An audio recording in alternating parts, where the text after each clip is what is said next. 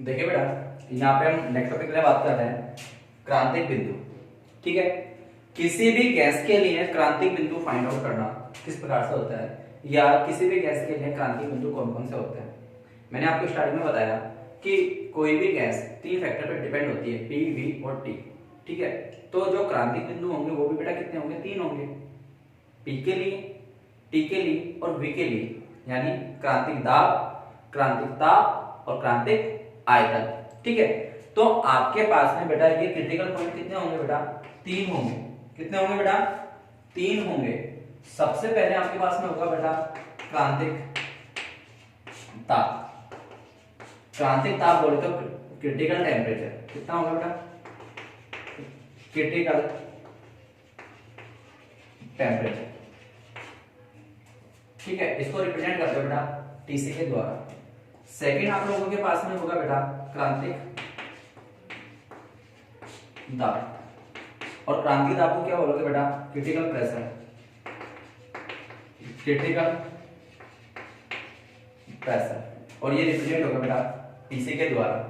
जबकि बेटा थर्ड है आपके पास में, वो होगा बेटा क्रांतिक आयतन, और जो क्रांतिक आयतन है वो हो जाएगा बेटा आप लोगों के पास में critical temperature, sorry critical volume, और critical volume represent by VC.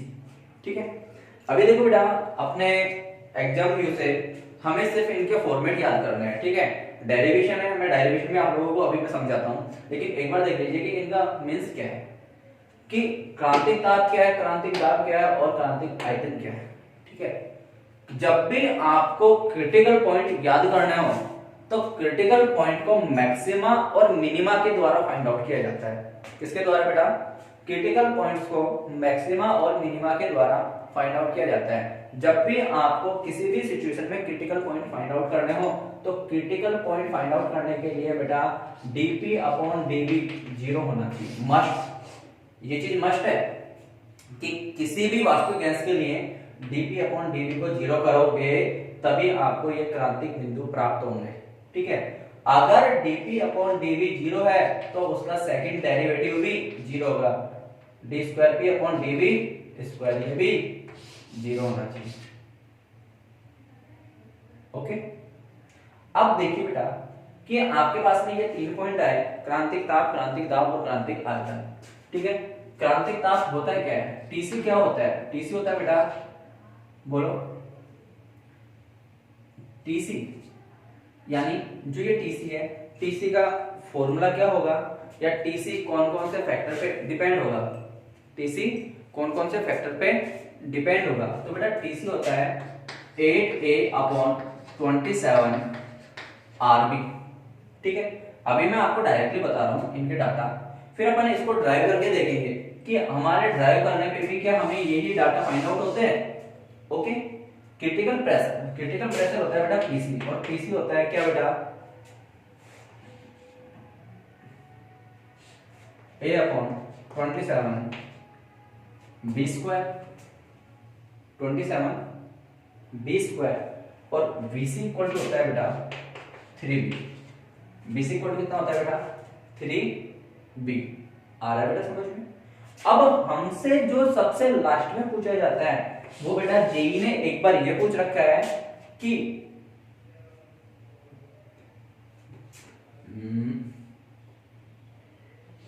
TC VC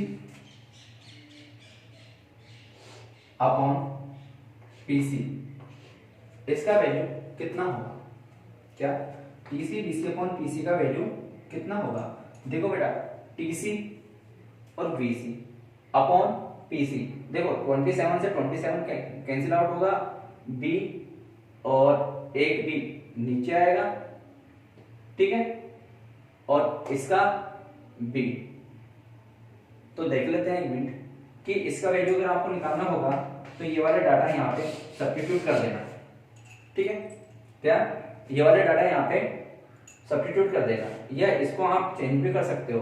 अगर आप लोग चेंज करोगे तो कितना हो जाएगा, टीसी वीसी अपॉन टीसी, या आप लोग ये भी निकाल सकते हो टीसी वीसी अपॉन टीसी।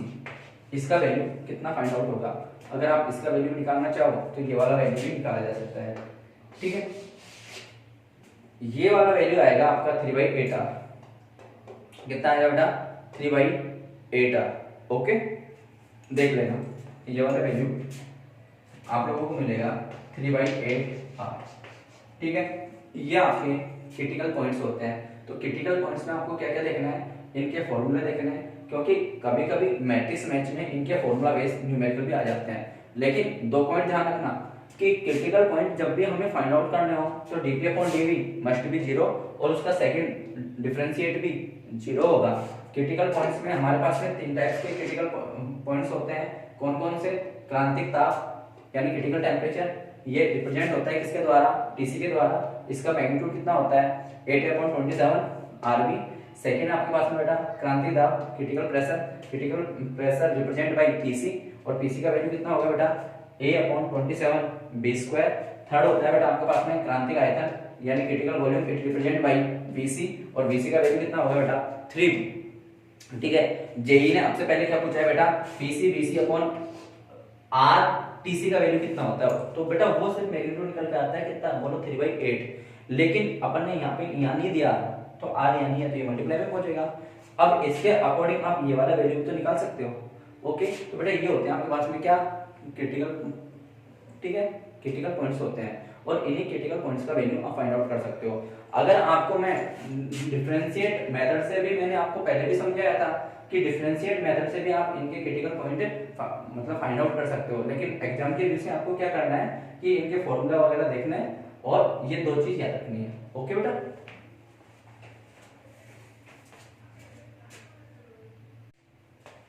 देखिए बेटा आज न्यू टॉपिक स्टार्ट करते हैं, गैसों की गतिज ऊर्जा। गैसों की गतिज ऊर्जा के बारे में हमें बात करनी है। तो गैसों की गतिज ऊर्जा के बारे में देखते हैं कि हमारे पास में जो गैस होगी वो मोनोएटॉमिक हो सकती है, डायएटॉमिक हो सकती है, और उसके बाद में हमारे पास में गैस और भी प्रकार की हो सकती है, पॉलीएटॉमिक गैस भी हो सकती है। अब बात की जाती है कि हमारे पास में अगर कोई भी गैस एकल परमाणु गैस है, उस एकल परमाणु गैस के लिए उस गैस की गतिज ऊर्जा होती है Ke = 3/2 RT। ये होती है बेटा प्रति मोल, यानी किसी भी गैस के प्रति मोल गतिज ऊर्जा के बारे में बात की जाए तो होती है 3/2 kT या 3/2 RT।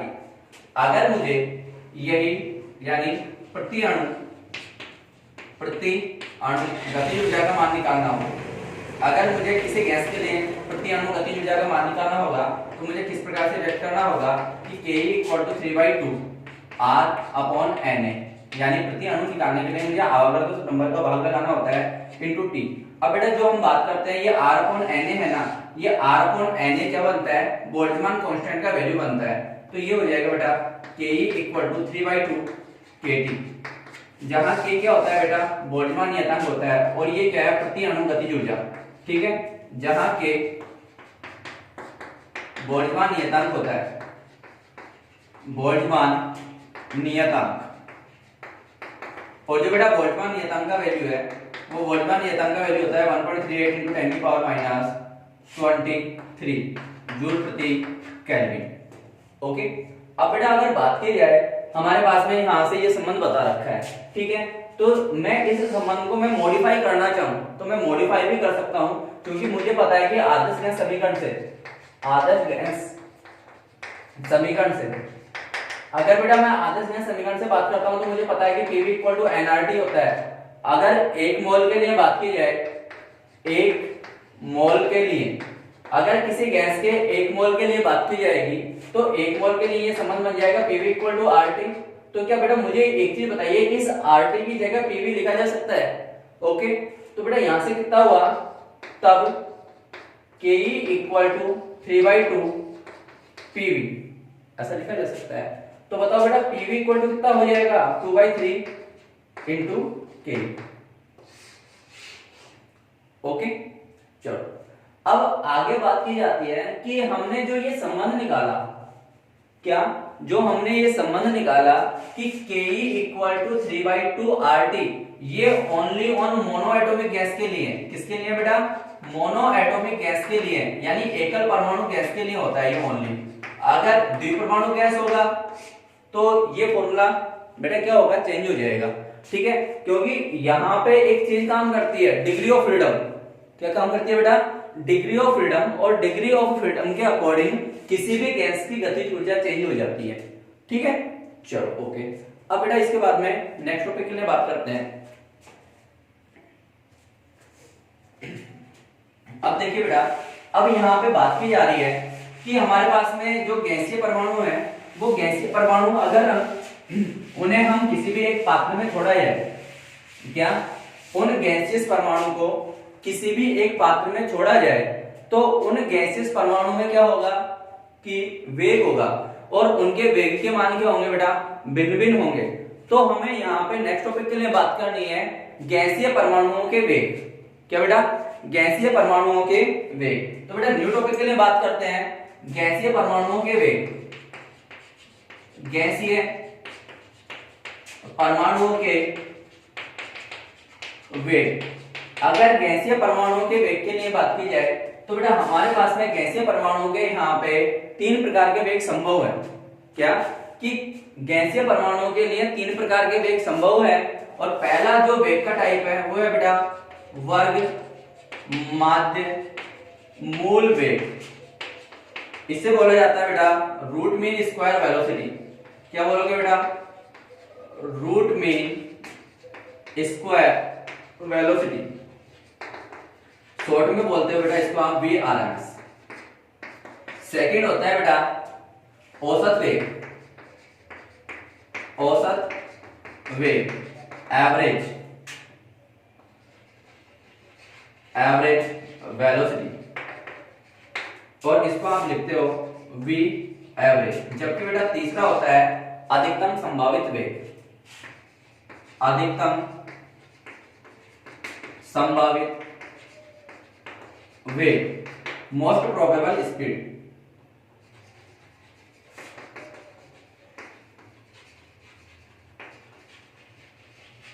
यानी VMPS। तो बेटा किसी भी गैस के लिए बात की जाए तो उस गैस में निम्न 3 वेग संभव हो सकते हैं। कौन कौन से? VMPS, V एवरेज और VRMS। ठीक है, जो सबसे ज्यादा यूजफुल है वो VRMS यूजफुल होता है। ठीक है, हमारे पास में एग्जाम में हमसे इनके डाटाबेस न्यूमेरिकल पूछे जाते हैं, V एवरेज के और VMPS के। तो हमें बेटा यहाँ पे बात करनी है, एक एक टॉपिक के लिए बात करनी है। तो सबसे पहले टॉपिक के लिए अपन वापस से बात करते हैं कि किसी गैस के लिए वर्ग माध्य मूल वेग किस प्रकार से निकाला जाता है। ओके,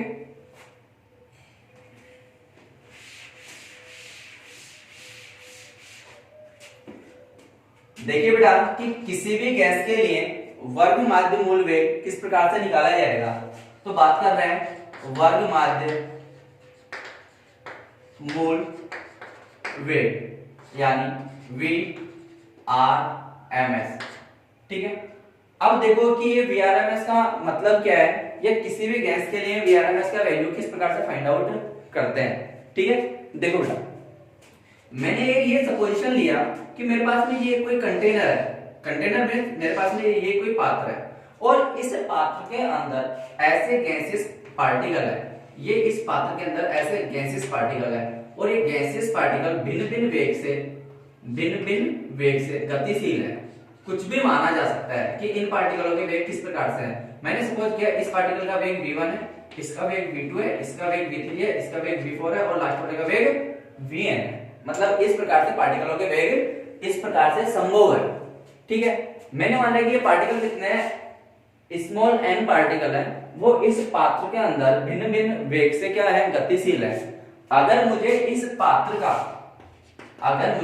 पात्र में उपस्थित गैसों का VRMS निकालना हो, तो मुझे बेटा ये देखो ना क्या करना होगा, इस बारे में देखना है। तो मैंने क्या माना बेटा कि मेरे पास में पार्टिकल है। ठीक है, माना n गैसीय कणों के वेग, n गैसीय कणों के वेग क्रमशः v1 v2 v3 dot dot dot vn है, तब गैसीय कणों के लिए गैसीय कणों के लिए VRMS।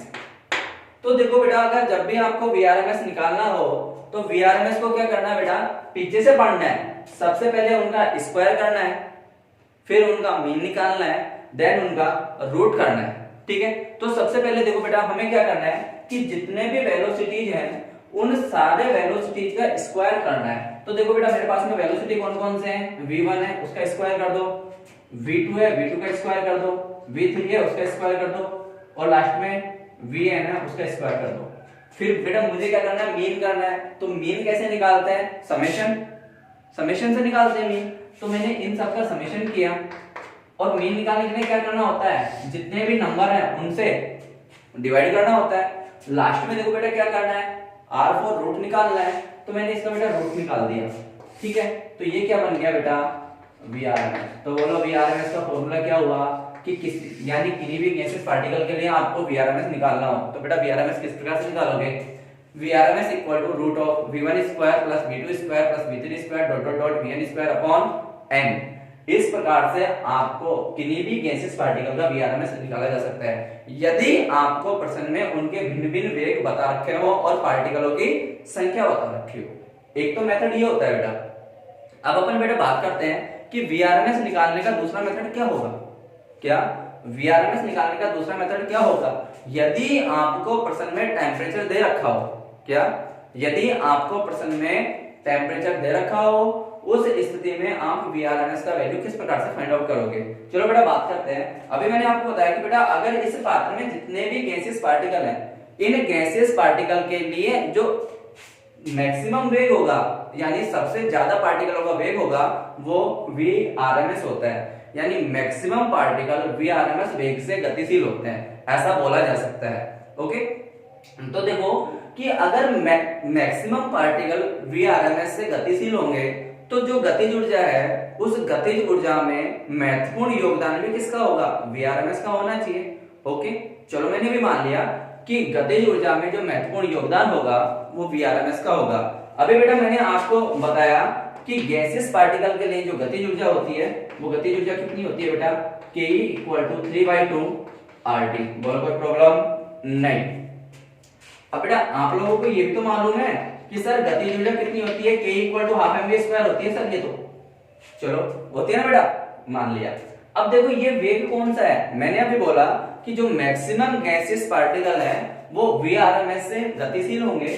तो क्या मैं इसको VRMS मान सकता हूं, माना जा सकता है। ओके, अब ये देखिए कि ये गतिज ऊर्जा का value half m VRMS square यहाँ पे पुट किया जा सकता है। अगर मैं यहाँ पे पुट करता हूं तब बेटा ये कितना बन जाएगा, बोलो half m VRMS square equal to 3/2 RT। देखो 2 से 2 कैंसिल आउट हुआ बेटा, कितना बन गया ये बन गया बेटा VRMS square equal to 3 RT upon m। बेटा स्क्वायर हटाओगे तो आपको क्या लेना होगा, रूट लेना होगा।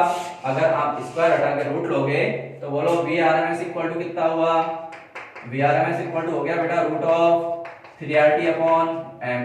बोलो फॉर्मूला बना या नहीं बना, बन गया। तो बेटा अगर आपको टेम्परेचर का मतलब फॉर्मेट बता रखा हो उस समय VRMS का वैल्यू कितना होता है बेटा, VRMS equal to root of 3RT upon m होता है। अब बेटा यहाँ पे एक बात सुनो कि आपको कोई भी गैस बता रखी होगी, उस गैस का मोलिकुलर वेट तो क्या होगा बेटा, पहले से फिक्स होगा। यानी m का वैल्यू तो देखो बेटा पहले से फिक्स होगा। r यहाँ पे क्या है, सार्वत्रिक गैस नियतांक है, इसका वैल्यू भी बेटा फिक्स होता है। तो बेटा ये बचा किसके अकॉर्डिंग, तो बेटा क्या VRMS डायरेक्टली प्रोपोर्शनल टेम्परेचर होगा। अरे कुछ आया नहीं आया, बिल्कुल आएगा। क्यों, क्योंकि देखो VRMS directly proportional to root of t। अगर VRMS directly proportional to root of t है, इसका सिग्निफिकेंस क्या हुआ कि अगर आप टेम्परेचर बढ़ाओगे तो गैसियस पार्टिकल के लिए VRMS का वैल्यू बढ़ जाएगा। अगर गैसियस पार्टिकल के लिए VRMS का वैल्यू बढ़ेगा तो उन गैसियस पार्टिकल की गतिज ऊर्जा भी बढ़ जाएगी। तो बेटा क्या लिखोगे, यदि आप गैसियस पार्टिकल के लिए टेम्परेचर को इंक्रीज कर रहे हो तो उन गैसियस पार्टिकल का VRMS इंक्रीज होगा, और उन गैसियस पार्टिकल का अगर VRMS इंक्रीज होगा तो उन गैसियस पार्टिकल की गतिज ऊर्जा भी बढ़ जाएगी। ओके, चलो अब आगे देखते हैं बेटा इसी में कि वीआरएमएस का और सिग्निफिकेंस क्या क्या हो सकता है। देखिए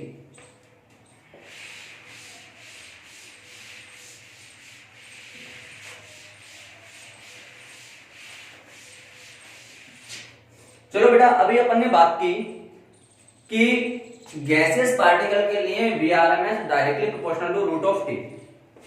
देखो इधर कि VRMS directly proportional to root of T.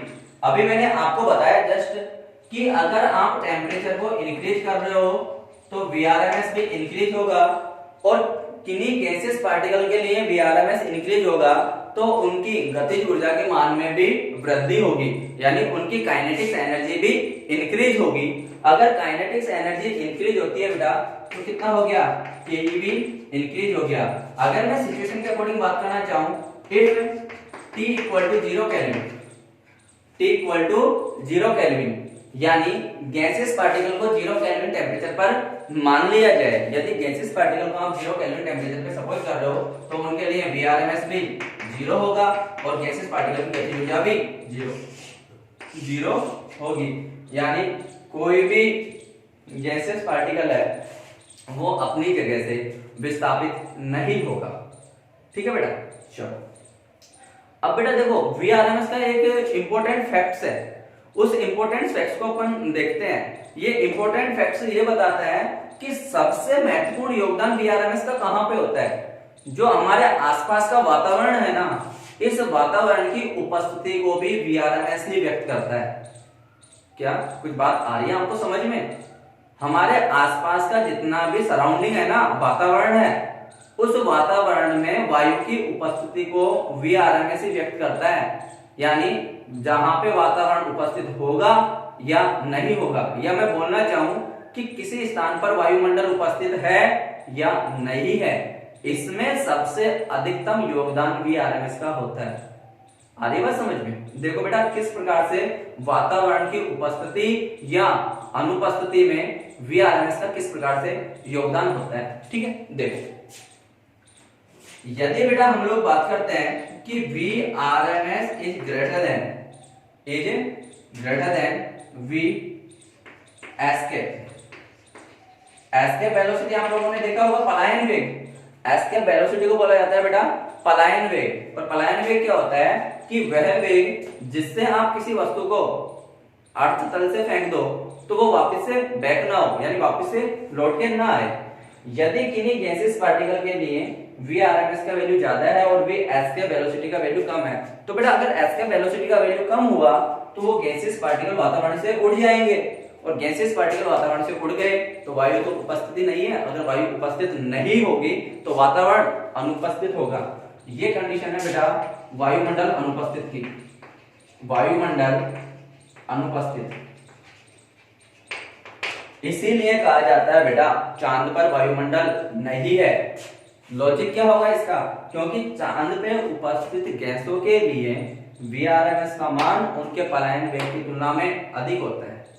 Okay, अब अगर बात की जाएगी अर्थ पे वातावरण यानी अर्थ पे वायुमंडल क्यों है, क्योंकि अगर बात कर रहे हो आप लोग कि वीआरएमएस का वैल्यू लेस देन है वी एस्केप वेलोसिटी से, एस्केप वेलोसिटी मींस पलायन वेग से, तो वहां पे वायुमंडल उपस्थित होगा, वहां पे वायुमंडल उपस्थित होगा। आगे बढ़े बात समझ में? तो ये चीज होती है एस्केप वेलोसिटी के फैक्ट्स में।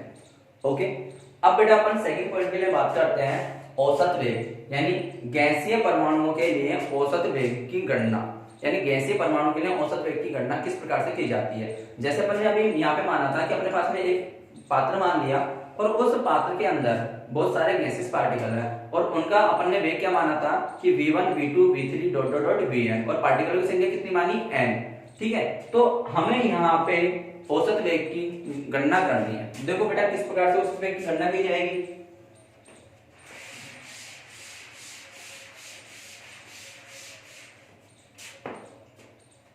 यहाँ पे बेटा बात कर रहे हैं औसत वेग,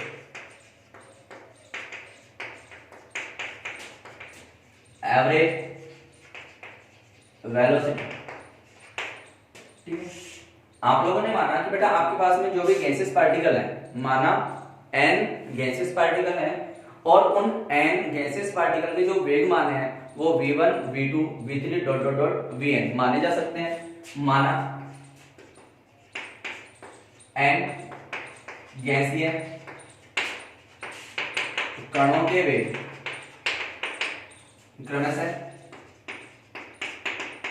v1 v2 v3 dot dot vn है, तब औसत वेग, तब उन गैसीय कणों का औसत वेग कितना होगा, v एवरेज इक्वल टू, इन सबका मुझे मीन निकालना है, तो मीन निकालने के लिए क्या करना होगा, v1 v2 v3 dot vn upon n। ये फॉर्मूला बेटा कब अप्लाई करना है, जब आपको उन गैसियस पार्टिकलों का वेग बता रखा हो। जिस सिचुएशन में आपको उन गैसियस पार्टिकलों का वेग बता रखा होगा उस सिचुएशन में हमें ये फॉर्मेट अप्लाई करना है। अब आप बोलोगे बेटा कि सर जब हमें क्वेश्चन में टेम्परेचर बता रखा हो तो उस सिचुएशन में हमें औसत वेग किस प्रकार से सोल्व करना है। ओके, देखिए बेटा, यदि तापमान दिया हो, तापमान मतलब टेम्परेचर दिया हो,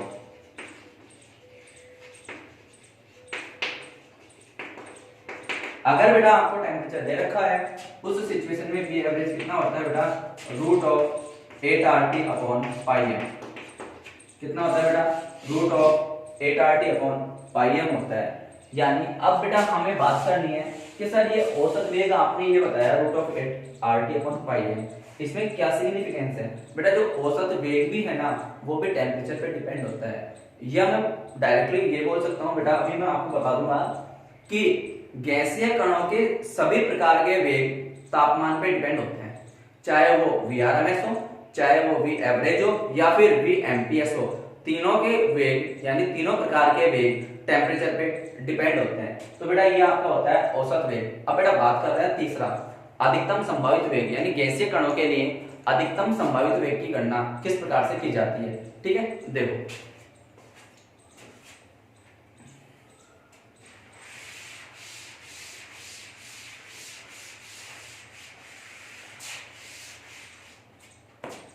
यहां पे बेटा बात की जा रही है अधिकतम संभावित वेग।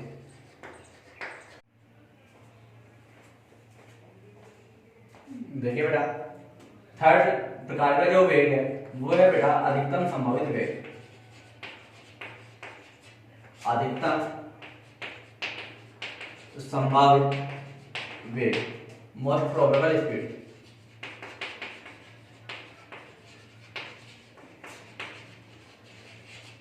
देखो बेटा, मोस्ट प्रोबेबल स्पीड में क्या होता है कि मोस्ट प्रोबेबल स्पीड है वो मैक्सवेल वितरण ग्राफ के अनुसार दी जाती है।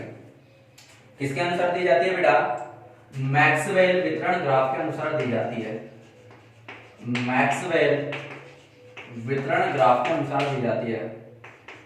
अब बेटा ये मैक्सवेल वितरण ग्राफ होता क्या है, मैक्सवेल वितरण ग्राफ एकांक आयतन में उपस्थित मोलों की संख्या व वेग के मध्य खींचा जाता है।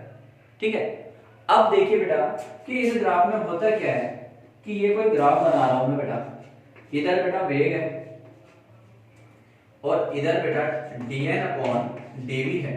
तो बेटा ये ग्राफ कुछ इस प्रकार का मिलता है मुझे, क्या मिलता है बेटा, कुछ इस प्रकार का ग्राफ मिलता है। और इस ग्राफ में एक वेग के निश्चित मान के लिए, यानी इस वेग के निश्चित मान के लिए ये मैक्सिमम होता है, यानी ये dn अपॉन dv मैक्सिमम होता है। और जिस वेग के लिए dn अपॉन dv मैक्सिमम होता है उसी वेग को अधिकतम संभव वेग कहा जाता है। ठीक है, तो सिंपल सी बात आप क्या बोल सकते हो कि Vmps पे dn अपॉन dv का वैल्यू मैक्सिमम होता है, यानी ये वाली चीज आपको बेटा मैक्सिमम फाइंड आउट होगी। क्या होगी बेटा, मैक्सिमम फाइंड आउट होगी। ठीक है, अब इसमें क्या है कि Vmps के इस साइड का वेग इससे कम होगा, v माइनस dv होगा, और इस साइड का वेग यानी ये वाले पॉइंट का वेग v प्लस dv होगा। अगर मुझे ये वेग टेम्परेचर के फॉर्मेट में निकालना हो तो टेम्परेचर के फॉर्मेट में Vmps होता है बेटा root of 2RT upon m।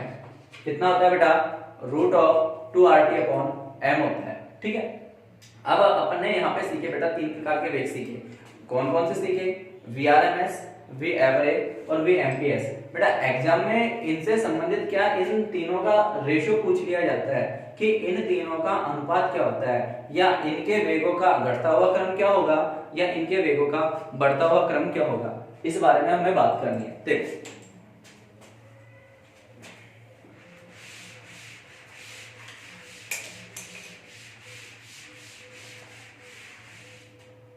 अब बेटा यहाँ पे बात की जा रही है कि वीआरएमएस अनुपात वी एवरेज अनुपात वी एमपीएस।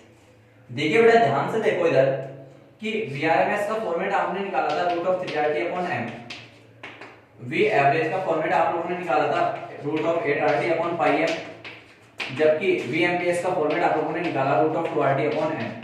बेटा यहाँ पे आप लोगों को देखिए कि ना कॉमन चीज क्या दिखाई दे रही है, √RT/m कॉमन है सब में, ठीक है, उसको बाहर निकाल दो और कैंसिल आउट कर दो। तो बेटा कितना बचा ये √3 टाइम्स 8/π √2। तो बेटा इनका जो आप रेशियो लोगे V RMS, V average, V MPS, तो बताओ बेटा कितना हुआ √3 √8/π और √2। इस प्रकार का इनका रेशियो आएगा। अब बेटा आगे पूछा जाता है कि इनका असेंडिंग ऑर्डर क्या होगा या इनका डिसेंडिंग ऑर्डर क्या होगा, यानी इनका घटता हुआ क्रम क्या हो सकता है या इनका बढ़ता हुआ क्रम क्या हो सकता है। तो बेटा घटते हुए क्रम या बढ़ते हुए क्रम को याद रखने के लिए आपको क्या याद रखना है कि जब भी गैसों का घटता हुआ क्रम पूछा जाए या बढ़ता हुआ क्रम पूछा जाए तो आप लोग ये देखिए क्या करोगे, राम नाम याद करोगे। क्या करोगे? राम नाम याद करोगे। और बेटा देखो कि राम के नाम में वो सच्चाई है कि सबको उसके पास ही जाना होता है। राम बिना तो ये संसार अधूरा है, समझ रहे हो, जहां राम नहीं वहां कुछ नहीं। तो देखो बेटा हम राम से ही बात कर लेते हैं, क्योंकि मैं तो राम से देखो बहुत ज्यादा बात करना चाहता हूँ। अब आप लोग भी चाहो तो बात कर सकते हो। देखो बेटा राम के लिए बात की जाती है कि ये राम है, तो राम सीक्वेंस से देखना V RMS is greater than V average is greater than V MPS. बोलो ये इनका क्या हुआ, घटता हुआ क्रम, वेग का घटता हुआ क्रम, वेग का घटता हुआ क्रम।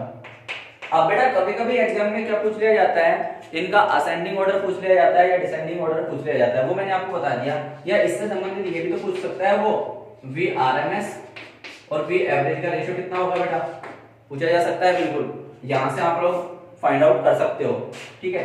सेकंड आपसे ये भी पूछा जा सकता है V RMS upon V MPS कितना होगा, अरे बोलो पूछा जा सकता है क्या, बिल्कुल पूछा जा सकता है। और तीसरा क्या आपसे पूछा जा सकता है कि V average upon V MPS कितना होगा, ये भी आप लोगों से पूछा जा सकता है। ओके, तो इसको आप लोग बेटा सोल्व करना, फिर देखते हैं।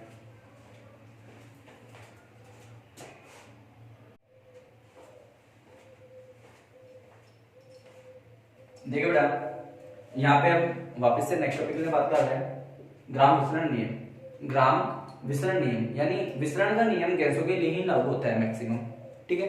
अब सबसे पहले बात की जाती है कि ये विसरण का मतलब क्या होता है, विसरण को डिफ्यूजन बोला जाता है, ठीक है। अब ये विसरण एक्चुअली में होता क्या है, किस प्रकार से होता है, विसरण की सिचुएशन क्या होती है, ठीक है, इस बारे में हमें पढ़ना है। और इन सब के बारे में सबसे पहले जो जानकारी दी वो ग्राम नामक वैज्ञानिक ने दी, इसीलिए उनको क्या कहा गया, ग्राम का विसरण नियम कहा गया, ठीक है। देखिए बेटा कि विसरण में एक्चुअली होता क्या है, मैंने सपोज किया बेटा ये मेरे पास में कोई कंटेनर है, ये मेरे पास में कोई कंटेनर है और मेरे पास में एक कंटेनर, ये दो कंटेनर, इन दोनों कंटेनरों को एक पाइप के द्वारा जोड़ा हुआ है। क्या बेटा, इन दोनों कंटेनर को एक पाइप के द्वारा जुड़ा हुआ है और इनके बीच में बेटा एक पिस्टन लगा रखा है, इनके बीच में बेटा एक पिस्टन लगा रखा है, यानी पिस्टन से ये बंद कर रखा है बेटा। तो इस साइड की गैस पात्र ए में होगी और इस साइड की गैस पात्र बी में होगी, यानी ये वाली गैस यानी इस पात्र में जो गैसें हैं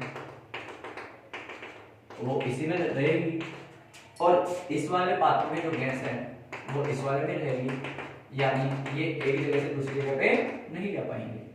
आ रही है बेटा बात समझ में, नहीं जा पाएंगे। अब बेटा होगा क्या इनमें कि अगर मैं इस पिस्टन को हटा दूं तो ये वाली गैस तो मूव करेगी इधर और ये वाली गैस मूव करेगी इधर। कब तक मूव करेगी? जब तक दोनों के नंबर ऑफ मोल्स समान नहीं हो जाते। देखो बेटा किस प्रकार से, अगर मैं यहाँ पे बात कर रहा हूं, ये कितने हैं बेटा 6 मोल है, और यहाँ पे इस गैस के कितने हैं बेटा 4 मोल है। यहाँ पे सपोज करो ये गैस है बेटा N2 है और ये गैस है बेटा हीलियम है। कौन सी है? हीलियम है। जैसे ही मैंने क्या किया बेटा, पिस्टन को ओपन किया, अगर यहां से मैं इस पिस्टन को रिमूव कर दूं, इस पिस्टन को मैं रिमूव कर दूं, रिमूव मींस इस पिस्टन को अगर मैं यहां से हटा दूं, अगर मैं इस पिस्टन को यहां से हटाऊंगा तो हीलियम गैस कंटेनर बी की तरफ मूव होगी और नाइट्रोजन गैस कंटेनर ए की तरफ मूव होगी। और इनका ये जो डिफ्यूजन है वो कब तक होगा? जब तक दोनों कंटेनर में गैसों की मात्रा समान ना हो जाए। मींस कंटेनर ए में हीलियम के 3 मोल होंगे और कंटेनर बी में भी हीलियम के 3 मोल होंगे, जबकि कंटेनर बी में नाइट्रोजन के 2 मोल बचेंगे और कंटेनर ए में भी 2 मोल बचेंगे, क्योंकि दोनों में बैलेंस होना चाहिए और बैलेंस होने के बाद में ही डिफ्यूजन रुकता है। कब? जब दोनों में नंबर ऑफ पार्टिकल्स इक्वल हो जाए तब जाके डिफ्यूजन रुकता है। ठीक है, उससे पहले तक डिफ्यूजन होता रहता है। डिफ्यूजन का बेस्ट एग्जांपल बताइए बेटा, परफ्यूम देखा है, बहुत लगाते होंगे बेटा। तो उसमें देखो क्या है कि जैसे ही आपने परफ्यूम लगाया तो पूरे रूम में वो फैल गया।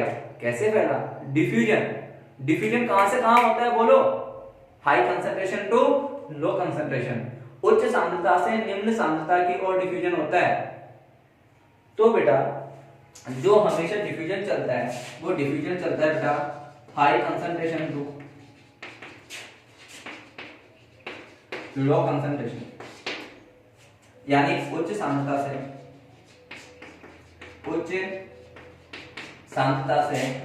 निम्न सांद्रता की ओर डिफ्यूजन होता है। कहां से कहां तक? उच्च सांद्रता से निम्न सांद्रता की ओर डिफ्यूजन होता है। अब बेटा बात की जाती है कि ये ग्राम का डिफ्यूजन नियम होता है क्या है, या ग्राम के डिफ्यूजन नियम में बताया क्या जाता है। अब बेटा बात की जाएगी ग्राम के डिफ्यूजन नियम में है क्या, तो बेटा जब भी ग्राम ने बात की डिफ्यूजन की तो उन्होंने एक चीज को क्या माना बेटा, फिक्स माना। किसको फिक्स माना? दाब को फिक्स माना। किसको? दाब को फिक्स माना जाए। ठीक है, यदि पात्र का दाब P नियत हो तब उन गैसों के विसरण की दर और विसरण की दर को आप लोगों ने लिखा R से, उन गैसों के घनत्व के वर्गमूल के व्युत्क्रमानुपाती होती है। क्या बेटा? यदि पात्र का दाब नियत मान लिया जाए तो गैस के विसरण की दर R उस गैस के घनत्व के वर्गमूल के व्युत्क्रमानुपाती होती है। ठीक है, ये हुआ बेटा। अब अगर आप लोग बात करना चाह रहे हो, आपके पास में 2 गैस हैं। कितनी गैस है बेटा? 2 गैस है। 2 गैसों में कौन कौन सी गैसें मानी जा सकती है? आपने मान लिया कि आपके पास में जो पात्र ए है, इस पात्र ए में कोई गैस भरी हुई है, उसका जो रेट ऑफ डिफ्यूजन है वो R1 है, और इस पात्र बी में जो गैस भरी हुई है उसका रेट ऑफ डिफ्यूजन कितना है? R2 है। इसके लिए आयतन और इसके लिए आयतन बोलो क्या होगा? समान होगा नहीं होगा? क्योंकि बेटा दाब नियत है और नियत दाब पर तो वॉल्यूम भी क्या करना होगा। तो देखो बेटा, इसके लिए बात की जाए कंटेनर ए का आयतन और कंटेनर बी का आयतन, तो आप लोग यहां से क्या लिखोगे बेटा कि R1 इक्वल टू नियत अपॉन ρ1 कंटेनर ए के लिए। सिमिलरली R2 किसके लिए बेटा? कंटेनर बी के लिए। तो R2 कंटेनर बी के लिए होगा तो कितना हो जाएगा बेटा? नियत मान अपॉन ρ2। अगर आपको इनके विसरण की कंपैरिजन करनी हो, R1 और R2 की कंपैरिजन करनी हो, यदि R1 और R2 की कंपैरिजन की जाएगी उस सिचुएशन में बेटा क्या बनना चाहिए? R1 upon R2 R2 equal to density के फॉर्म में लोगे तो कितना हो जाएगा बेटा ρ2 अपॉन ρ1। यानी इस प्रकार से आप इनके डिफ्यूजन का रेट फाइंड आउट कर सकते हो। ठीक है, अब यहाँ पे सबसे इंपॉर्टेंट चीज बेटा देखना, क्या इंपॉर्टेंट चीज है, बच्चा यहाँ तक तो सोल्व कर लेता है, लेकिन वो जो डिफ्यूजन का है ना रेट, वो वॉल्यूम के रेस्पेक्ट में भी हो सकता है, नंबर ऑफ मोल्स के रेस्पेक्ट में भी हो सकता है। इस चीज का हमें खासकर ध्यान रखना है। तो देखिए कि ये किस प्रकार से देखना है आगे। देखो अगर इसके बारे में बेटा बात की जाए आगे तो ध्यान से देखो।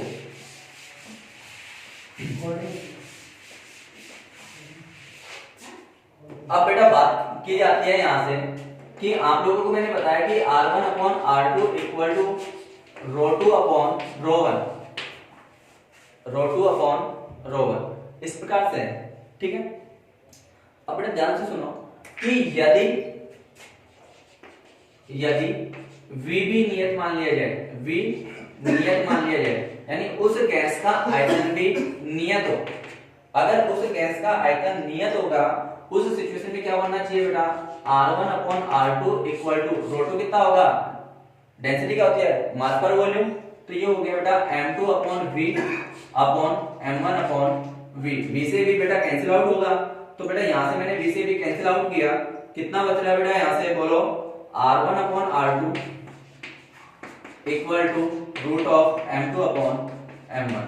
ओके, अब बेटा सुनो, ये रेट ऑफ डिफ्यूजन R होता क्या है, R या तो dV बाई dt होगा, इसको बोलेंगे आयतन प्रवाह की दर। dV बाई dt को क्या बोलोगे बेटा, आयतन प्रवाह की दर के फॉर्म में भी न्यूमेरिकल मिल सकता है, बिल्कुल ध्यान से सुनते चलना, आयतन प्रवाह की दर, या बेटा आपको R किस फॉर्म में मिल सकता है, dN बाई dt के फॉर्म में भी मिल सकता है। dN बाई dt का मतलब क्या होगा बेटा, मोलों के प्रवाह की दर, मोलों के प्रवाह की दर, यह आपको इस फॉर्मेट में भी मिल सकता है। चलो बेटा और आगे बात की जाए, यहां से एक चीज मुझे दिख रही है बेटा कि जिस गैस के लिए क्या, जिस गैस के लिए मोलिकुलर वेट कम होगा, यानी जिस गैस का आणविक द्रव्यमान कम होगा उसका रेट ऑफ डिफ्यूजन उतना ज्यादा होगा। ठीक है, यानी जिस गैस के लिए, यानी हल्की गैस का विसरण ज्यादा तेज होता है, क्या सिंपल से शब्दों में बोलना चाहूं तो मैं ये बोल सकता हूं कि हल्की गैस का विसरण ज्यादा तेज होता है।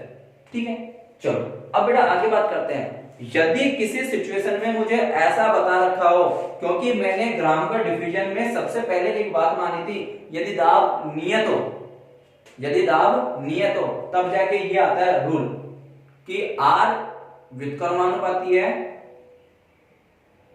रूट ऑफ रो के। ठीक है, रूट ऑफ रो के। अब बेटा ध्यान से सुनना कि ऐसी प्रॉब्लम हमें देखने को नहीं मिलती, फिर भी आप लोग देख लीजिए, यदि दाब नियत ना माना जाए, यदि दाब नियत ना हो, यदि दाब नियत नहीं होगा, उस सिचुएशन में रेट ऑफ डिफ्यूजन वो P के समानुपाती होगा और घनत्व के व्युत्क्रमानुपाती होगा। ये खास कर ध्यान रखना। अगर इस सिचुएशन में बेटा आप लोग बात करते हो तो R1 इक्वल टू कितना हो जाएगा, P1 अपॉन ρ1 और R2 इक्वल टू कितना हो जाएगा बेटा, P2 अपॉन ρ2। दोनों की तुलना करोगे तो बेटा कितना हुआ, R1 अपॉन R2 कितना हो गया बेटा, P1 upon P2 root of ρ2 upon ρ1। देखो बेटा वही फॉर्मेट बन रहा है क्या, बताना मुझे कि मैंने अभी स्टार्टिंग में क्या मान लिया था, यदि गैस का दाब समान मान लिया जाए उस स्थिति में rate of diffusion R1 upon R2 मुझे कितना मिला था, रूट ऑफ ρ2 अपॉन ρ1। अब देखो वापस से ला देना यार, ऐसा लाया जा सकता है। यदि आप लोग P1 इक्वल टू P2 मानोगे तो P1 upon P2 cancel out हुए, देन तब वापस से कितना मिल गया, R1 upon R2 equal to कितना मिल रहा है भाई, ρ2 अपॉन ρ1 मिल रहा है क्या, मिल गया है क्या। चलो अब बेटा आगे इसके बेस एक छोटा सा न्यूमेरिकल देख लेते हैं, क्योंकि मैं इस चैप्टर से संबंधित जितने भी न्यूमेरिकल हैं वो एक बार पूरे सीक्वेंस से लूंगा। एक साथ जब अपन इस टॉपिक की सीट सोल्व करेंगे अभी यहीं पे, तो जब जितने भी न्यूमेरिकल आएंगे वो मैं एक साथ में समझाऊंगा। अभी मैं सिर्फ आपको इनके टॉपिक समझा रहा हूँ। ठीक है बेटा, तो आप ये मत बोलना कि सर आप तो अभी थ्योरेटिकल समझा रहे हो, न्यूमेरिकल सेक्शन को बता नहीं रहे। बेटा न्यूमेरिकल सेक्शन बताया जाएगा, ठीक है, सब कुछ बताया जाएगा आपको ना, प्रॉपर वे में शीट सोल्व करवाई जाएगी, ठीक है। बस पहले आपको ये टॉपिकों को अच्छे से समझ लेना है, क्योंकि जितना बेटर टॉपिक समझा जाएगा उसके बाद में शीट सोल्व आसानी से हो जाएगी, ठीक है। देखते हैं बेटा आगे।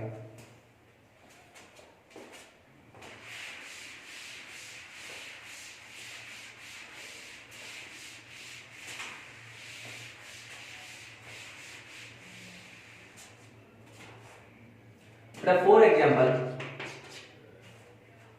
मैंने मान लिया बेटा मेरे पास में गैसेज बता रखी है, N2 बता रखी है, O2 बता रखी है, CO2 बता रखी है और H2 बता रखी है।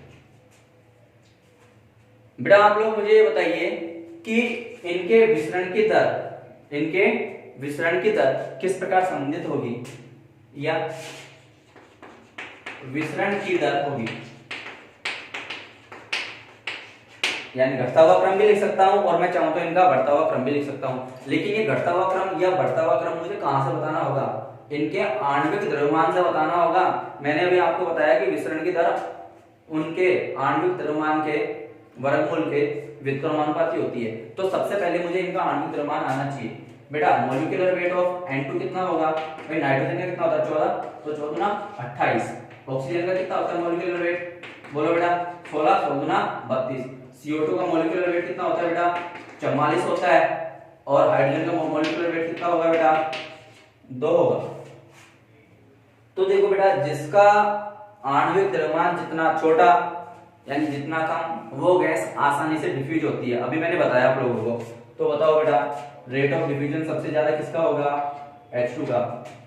उसके बाद में रेट ऑफ डिवीजन किसका होगा, N2 का। उसके बाद में रेट ऑफ डिवीजन O2 का, और सबसे कम रेट ऑफ डिवीजन CO2 का होगा, ठीक है बेटा, ओके।